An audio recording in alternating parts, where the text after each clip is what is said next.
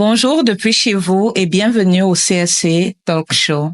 Ici, nous parlons de littérature chrétienne, nous parlons de livres chrétiens, nous parlons d'auteurs chrétiens. Je reçois sur ce plateau aujourd'hui 3 grands hommes et je me réjouis tellement de les avoir.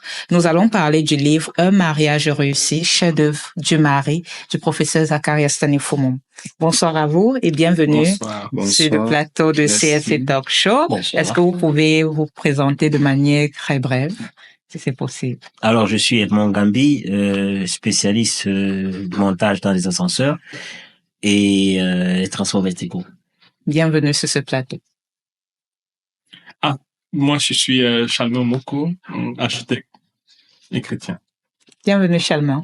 Moi, je suis Mathurin en tant qu'ingénieur électrotechnicien. Bienvenue. Que de grands hommes, en tout cas, comme je l'ai dit au départ.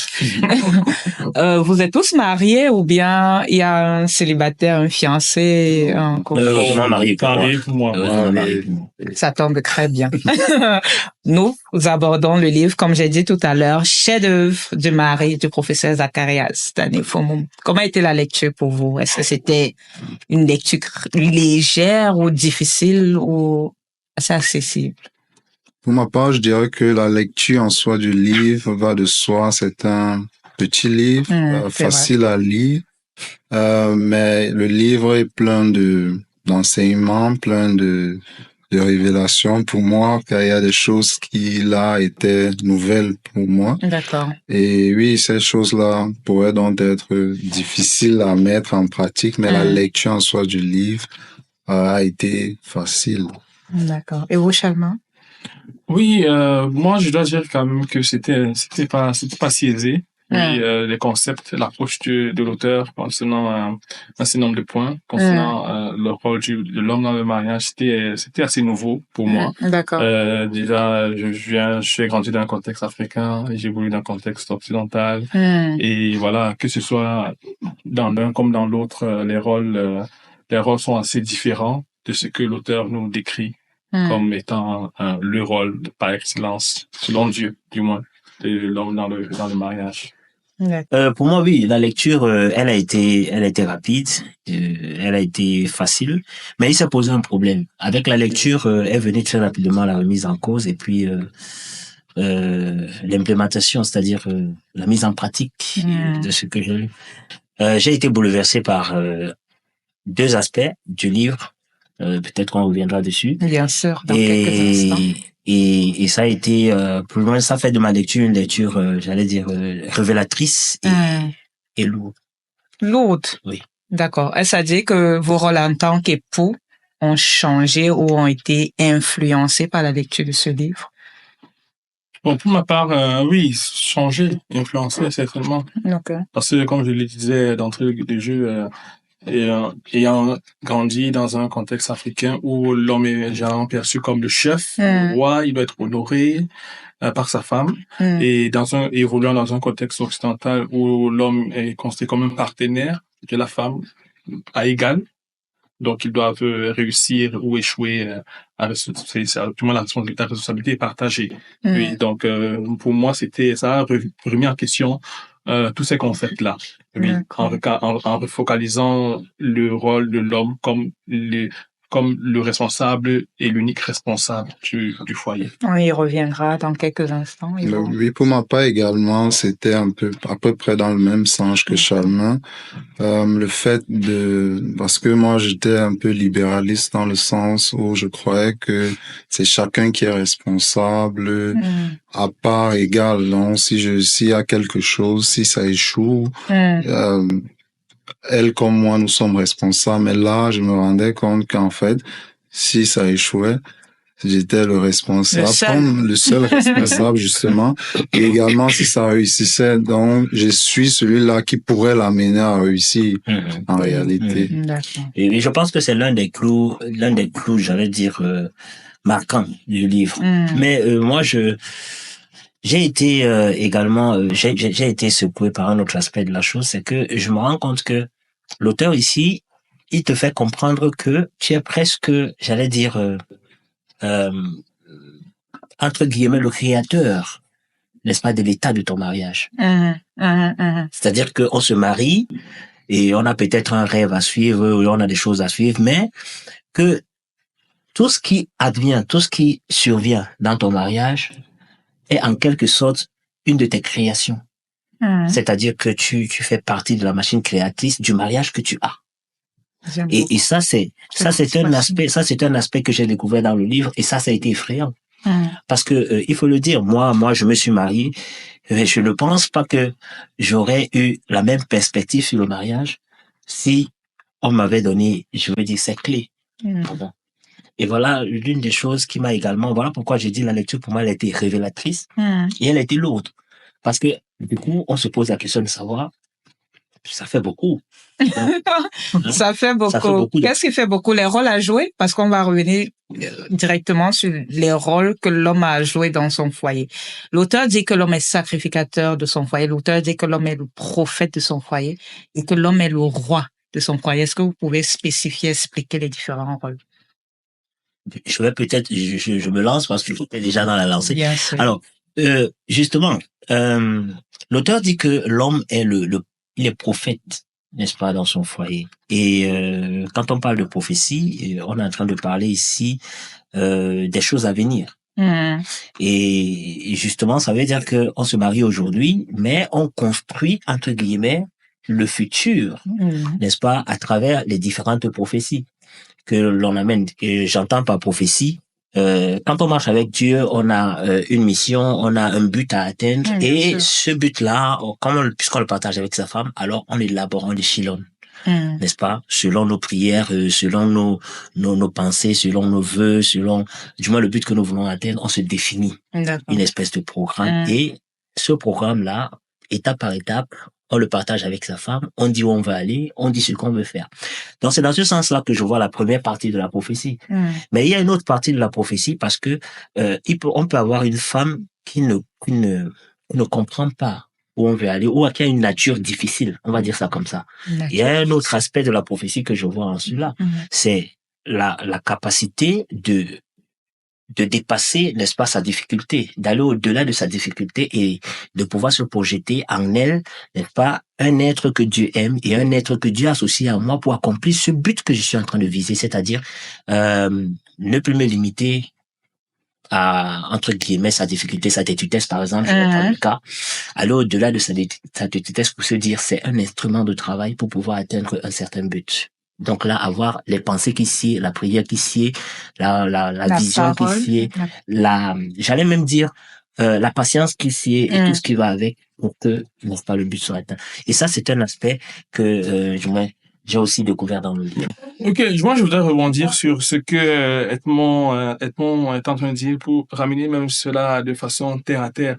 Je veux dire, tout le monde se souhaiterait, beaucoup de personnes se souhaiteraient avoir un prophète à portée de main. Voilà, lorsqu'on veut faire quelque chose, savoir qu'il y a un prophète qui pourrait nous prophétiser l'avenir ou bien nous prophétiser le bien. Donc, je trouve que c'est assez puissant de savoir que dans la maison, il y en a un, du moins Dieu déclare qu'il y en a un à la maison et que c'est n'est-ce pas, le rôle de l'homme. Donc, de façon concrète, par exemple, il m'est arrivé n'est-ce pas, en abordant cette responsabilité-là de me dire, voilà, si ma femme, elle a une mission à accomplir, une tâche, quelque chose qui la stresse, et de me dire, voilà, je suis le prophète, je suis son prophète, alors je lui impose les mains, je lui prophétise la réussite dans ce qu'elle va faire, et lorsqu'elle croit réellement que je suis son prophète, alors voilà, la chose ça s'accomplit. Je trouve ça assez puissant vraiment que Dieu ait n'est-ce pas, instaurer les choses ainsi. D'accord. On a encore un élément encore par rapport à la prophétie tel que je l'ai compris du livre. Il y a aussi cet aspect-là que Dieu a créé la femme également à l'image de Dieu elle aussi. Et comme Edmond le disait tantôt, elle pourrait avoir, comme nous tous, je crois ici, des défauts de caractère qui ne sont pas encore traités.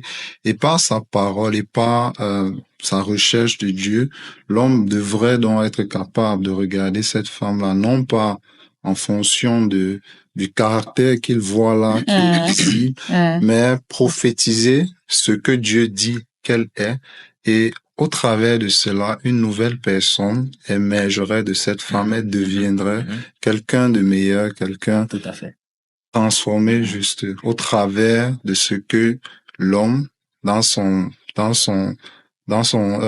rôle de prophète, à prophétiser la parole de Dieu dans la vie de sa femme. Merci pour ce complément, mais nous avons encore quelques rôles, parce que là, nous avons juste abordé le rôle de prophète. Quels sont les autres rôles que l'homme a à jouer dans le foyer? Justement, je pourrais continuer justement avec le rôle de roi, le fait que l'homme est appelé à régner sur la femme, à dominer sur la femme, car à la création de l'homme, Dieu lui a ainsi confié la tâche de régner. Et dans ce rôle-là, il devrait donc pouvoir dominer sur sa femme, mais cette domination-là doit être produite par une soumission amoureuse. Par exemple, par le fait de la prophétie, l'homme devrait chercher Dieu pour connaître la prophétie et par cette prophétie-là, amener sa femme dans une soumission amoureuse et non pas comme un tyran. C'est l'un des rôles également que l'homme a, mais il pourrait perdre même cette domination-là, par exemple, s'il lui-même ne domine pas ses émotions, ne domine pas son caractère, il pourrait également perdre ce rôle de... J'aime beaucoup cette précision. Ça veut dire que l'homme commence par se dominer, non pas chercher Dieu, ensuite se dominer avant de dominer sur sa femme, justement. Elle est importante. Oui, et puis il y a aussi le rôle de sacrificateur que l'auteur cite. Il dit parmi les rôles de l'homme dans le foyer, celui de sacrificateur. Et moi, ça m'a marqué comme rôle quand je considère ce qu'étaient les sacrificateurs dans l'Ancien Testament, ceux-là qui apportaient le sacrifice pour le peuple. C'est eux qui avaient le droit d'entrer dans le temple, être en communion avec Dieu, s'apporter le sacrifice pour le peuple. Donc quand je considère ce rôle-là, je me dis c'est quand même assez fort, c'est quand même assez puissant, c'est beaucoup de responsabilités de la part de l'homme. Et l'auteur nous donne quelques aspects pratiques.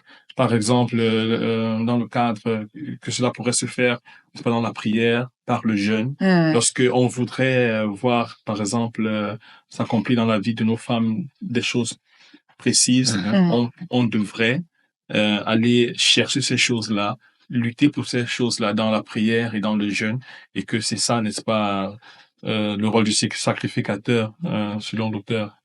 Ça nous amène à la conclusion que l'échec ou le succès d'un mariage repose uniquement sur l'homme. Ou je me trompe? Mathieu l'a dit au départ, c'est l'une des choses qui, du moins qui fait le clou de ce livre. Et j'ai eu beaucoup de problèmes à l'accepter. Comme je le dis, il a fallu que je lise les illustrations et que je m'interroge sur moi-même, que je regarde un peu les contours de la chose. Mais comme je disais tantôt, j'ai parlé tout à l'heure du rôle de prophète. Et je suis parti du fait que si je dois être le prophète ou si je suis le prophète, n'est-ce pas, dans mon mariage, je suis donc celui, entre guillemets, qui construit au travers de ces prophéties ce mariage-là. Il va de soi que, voilà, si ce mariage échoue, c'est ma construction.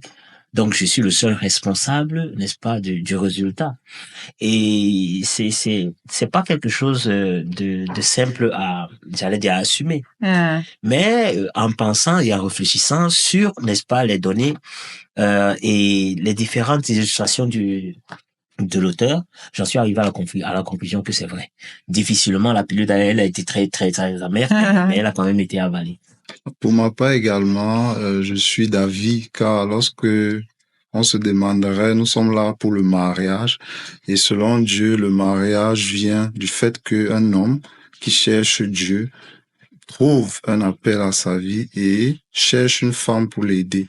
Ça veut dire, si le mariage échoue, vu que le mariage vient de cet appel-là que l'homme a, si le mariage échoue donc, ce serait sa responsabilité parce que c'est lui qui est appelé à accomplir cette mission-là de Dieu.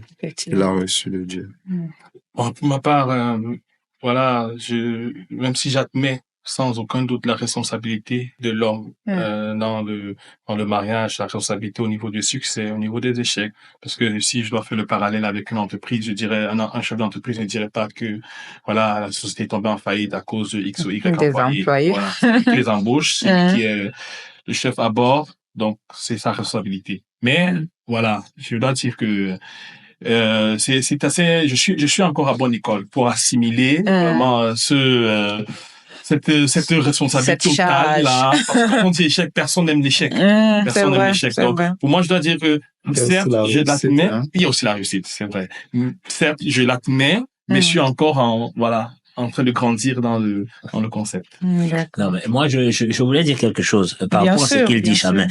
Je suis parce que j'ai eu le même problème au moment de pouvoir assumer que l'échec du mariage est à 100% l'échec de l'homme.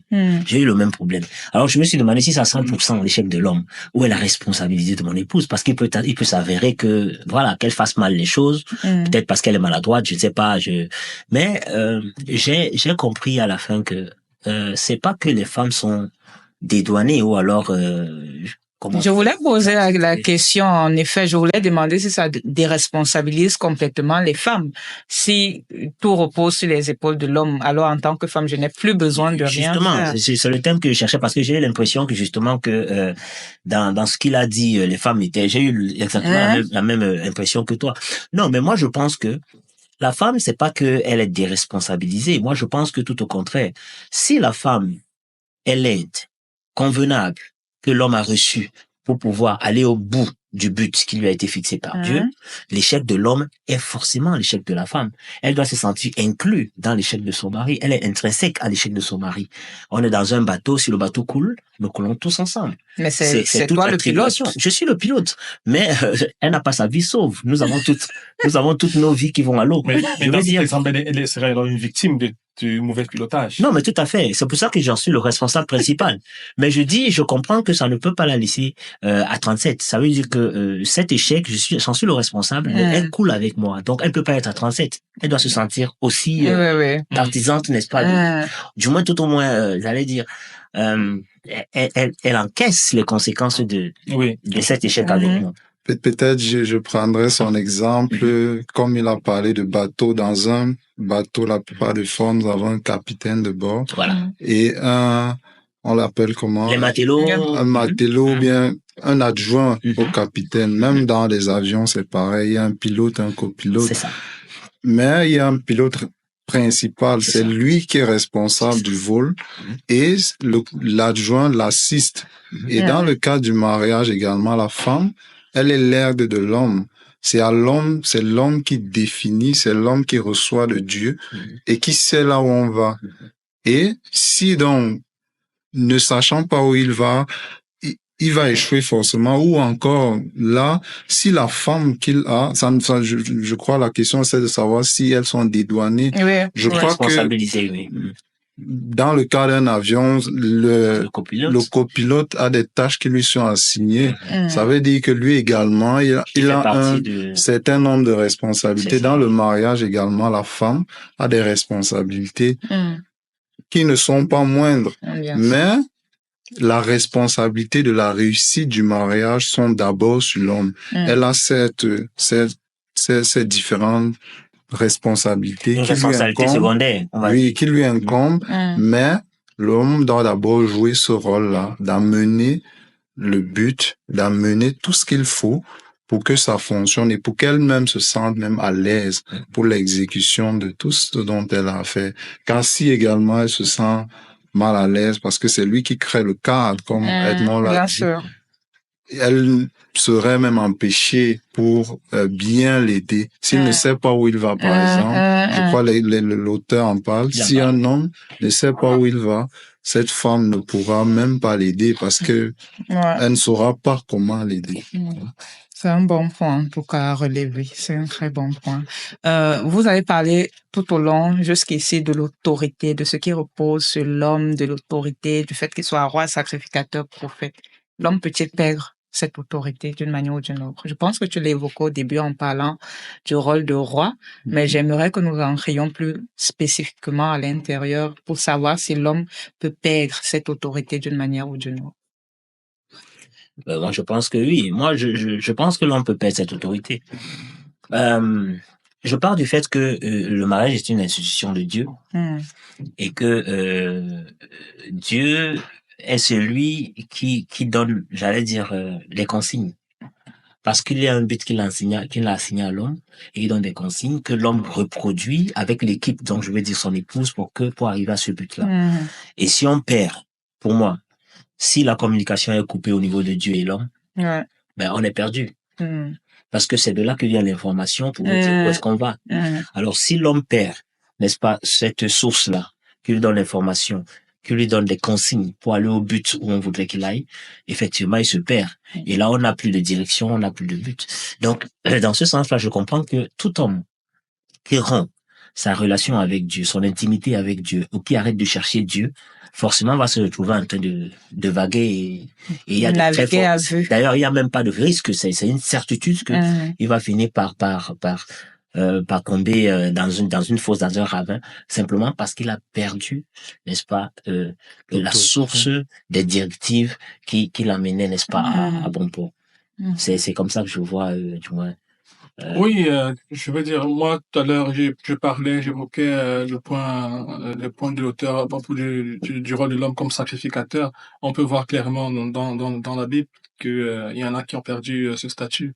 Je veux dire, les fils de Moïse qui, à travers une action contraire, des sacrificateurs se sont vus perdre même la vie. Voilà. Donc, je pense que, pour ma part, voilà, que ce soit le rôle de prophète, de sacrificateur ou de roi, voilà, on peut être destitué comme roi. Et d'un point de vue même beaucoup plus concret dans la société actuelle, je veux dire, il n'y a pas de position qui soit un acquis. Voilà, tout peut être perdu si les actions concrètes ne sont pas menées pour conserver la position. D'accord. Donc la relation avec Dieu, action concrète à mener, y a-t-il autre chose? Peut-être pour renchérir en termes d'action concrète, par exemple, plusieurs jeunes hommes, ça a été aussi mon cas, avant, bien pendant, lorsqu'ils voient une fille avec laquelle ils aimeraient se marier, ils perdent souvent la tête et veulent tout faire juste pour faire plaisir à cette femme-là, alors que l'auteur ici conseillerait à tout homme du début, du moment où tu rencontres une femme, tu devrais commencer à régner sur elle jusqu'à ce que Dieu revienne ou que vous mouriez. Donc déjà, si au début là, tu perds cette autorité parce que tu fais tout selon ses désirs, tout selon ce qu'elle veut, tu perdras cette autorité. Et il conseille l'auteur vraiment aux hommes de faire attention parce que les femmes, elles restent très lucides pendant cette période d'amour et tout. Et lorsque l'homme revient sur la charge, il veut prendre cette autorité. Il se rend compte qu'il est très tard. Personne ne cède son pouvoir comme ça. Justement, donc il conseille, c'est pourquoi il conseille donc l'homme au tout début, de déjà faire attention de ne pas céder cela. Parce que la femme, lorsqu'elle aura prise, elle ne la rendra pas d'aussitôt. Un autre point également, parce que nous sommes dans le cadre chrétien, il y a le fait que Dieu veut que ce soit dans le mariage, par exemple, qu'un certain nombre de choses arrivent, comme le fait d'avoir des relations sexuelles ou bien à toucher sa fiancée et tout. Et l'auteur ici nous fait également comprendre que lorsque ce genre de choses arrive, la femme perd confiance en l'homme et cette perte de confiance entraîne également une perte d'autorité car elle se dit s'il n'a pas pu, comme on disait avec le roi, avec son rôle de roi, s'il n'a pas pu se dompter, comment va-t-il nous diriger? Elle se remet en question et elle perd l'assurance, la sécurité. Assurance-là. Vous avez de 7 ans. Et il faut beaucoup d'années de foi pour qu'une femme retrouve cette assurance. C'est vrai, en tant que femme, c'est vrai. Donc, je suis tellement enrichie actuellement et enseignée par tout ce que vous dites et je vois le livre d'une nouvelle perspective, on va dire ça comme ça. Salut, ici c'est Gladys de Readers. Et moi c'est Madier. Sois attentif à partir de maintenant car nous te permettons de gagner un livre, ce livre-ci justement, duquel nous sommes en train de parler. Si tu réponds correctement à cette question. La question est de savoir, quel est le secret pour plaire à une femme? À vos claviers. Bye bye. J'aimerais savoir si vous avez décelé le secret pour plaire à une femme dans le livre? Pour ma part, je crois que en lisant le livre, je me suis rendu compte que pour plaire à une femme, il faudrait, donc comme Edmond l'a martelé plusieurs fois, il faudrait chercher Dieu et obéir à Dieu. Donc, obéir à tout prix, quoi. Il y a pas de demi-mesure à cela. Si par exemple, on s'amuse à vous recevoir quelque chose de Dieu, et vouloir et être partagé et obéir plutôt à ce que, par exemple, sa femme dit ou à d'autres choses, déjà le mariage ne sera plus en train de réussir parce qu'on aurait perdu ce but. Parce que le but, c'est de faire la volonté de Dieu et non pas quelque chose d'autre. Ou bien même on pourrait tout simplement perdre tout. Je pense que on perd tout. Quand on revient à un exemple, rapidement, un exemple biblique, dans le cas, par exemple, du roi Achab et sa femme Jézabel, il a obéi. Et puis le royaume a été perdu. Ben, c'est ça. Voilà. C'est clairement illustré. Oui. On ne peut pas être plus clair que ça. Donc, un dernier conseil pour nos téléspectateurs qui sont jeunes, qui sont des hommes et qui aspirent au mariage. Que leur diriez-vous? Ben, moi, je dirais ce que j'ai dit depuis le début jusqu'à la fin de cette émission. Je pense que la marche avec Dieu, elle est fondamentale. Moi, je pense que le mariage est une institution de Dieu et ça, c'est quelque chose que nous devons comprendre. Le monde nous fait croire aujourd'hui que le mariage est une institution des hommes. Il suffit d'aimer une femme, il suffit de regarder ses beaux yeux, de regarder plus ou moins certains aspects de sa vie sociale pour dire qu'on peut faire une vie avec. Mais l'auteur nous fait comprendre que cette attirance-là, cet amour charnel que l'on ressent, c'est quelque chose qui ne dure. Et d'ailleurs, l'expérience vous êtes marié, hein? Moi, je sais pas. C'est un aspect qui dure un certain temps. D'accord? Et pour pouvoir aller au bout du mariage, c'est ce que l'auteur dit ici, et je suis très d'accord avec lui. Il faut aller puiser dans une source d'amour inépuisable. Cette source d'amour inépuisable nous confère la capacité de transmettre cet amour. Et cet amour-là, c'est lui qui porte un mariage. Qui est? Donc, j'insiste, c'est la relation avec Dieu qui nous confère cet amour. L'amour en Jésus-Christ, c'est le seul amour qui peut nous amener à voir en notre femme, n'est-ce pas, l'excellence de Dieu. Amen. Et c'est ça qui porte un mariage. Et c'est le conseil que je donne. Relation avec Jésus-Christ, en vue d'avoir, n'est-ce pas, l'aide convenable que nous pourrons porter dans le temps.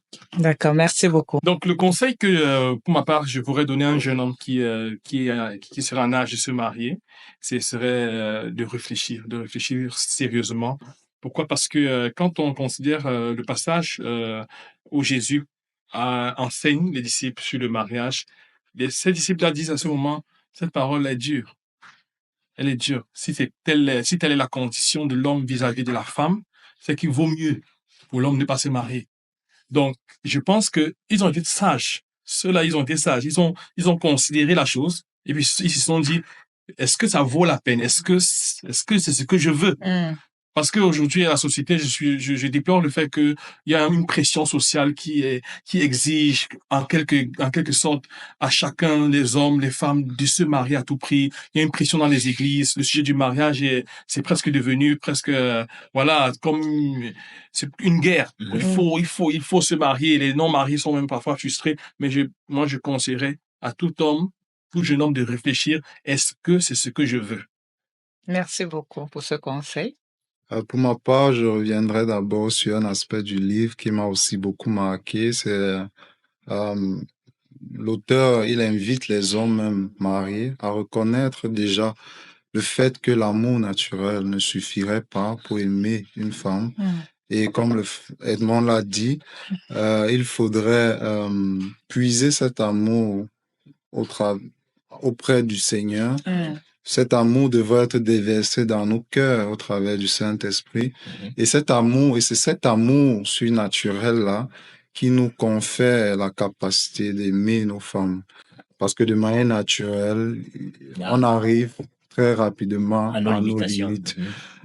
Et un conseil que je pourrais donner à un jeune qui aimerait se marier serait premièrement de marcher avec Dieu, de chercher Dieu, de connaître ce à quoi Dieu l'appelle.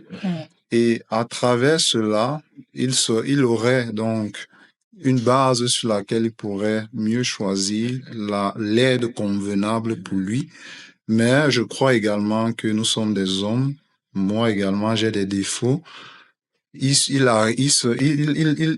arriverait que cette femme ait des défauts, ait des lacunes, des manques dans son caractère. Et là, il devra donc jouer ce rôle que nous avons vu afin que le mariage puisse tenir.